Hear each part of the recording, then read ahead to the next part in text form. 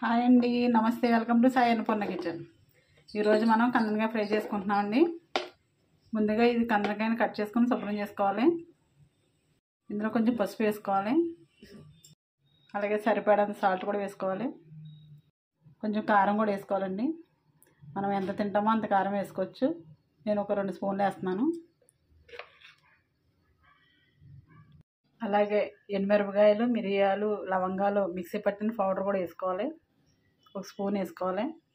అలాగే కొంచెం ఆయిల్ వేసుకొని బాగా కలుపుకొని ఒక అరగంట పక్కన పెట్టుకుందాం.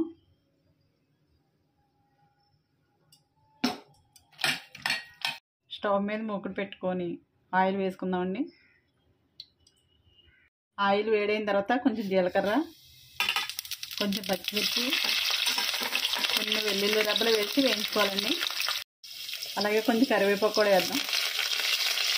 ఇలా బాగా వేగిన తర్వాత ఇలా మ్యాగ్నేట్ చేసి పెట్టుకున్న కందనకాయలు కూడా వేసేద్దామండి.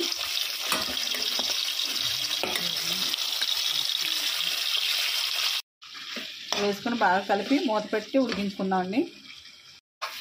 మూత తీసి ఒకసారి మళ్ళీ కలుపుకోవాలి. ఇలా కందనకాయలన్నీ ఇలా వేగి ఆయిల్ తేరిన తర్వాత ఇలా ఆనియన్స్ వేసుకోవాలండి. ఇలా ఆనియన్స్ వేసుకోవడం వల్ల కొంచెం గ్రేవీ కింద వచ్చి ఈ ఫ్రై రైస్లో చాలా బాగుంటుంది.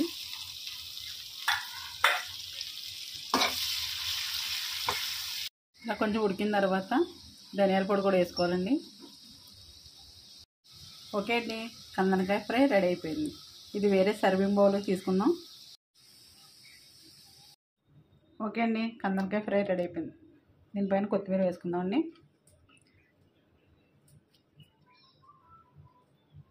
ఓకే అండి, కందనకాయ ఫ్రై రెడీ అయిపోయింది. ఈ వీడియో కనుక నచ్చినట్లయితే లైక్ చేయండి, షేర్ చేయండి, కామెంట్ చేయండి. మా ఛానల్ని సబ్స్క్రైబ్ చేయండి. Thank you.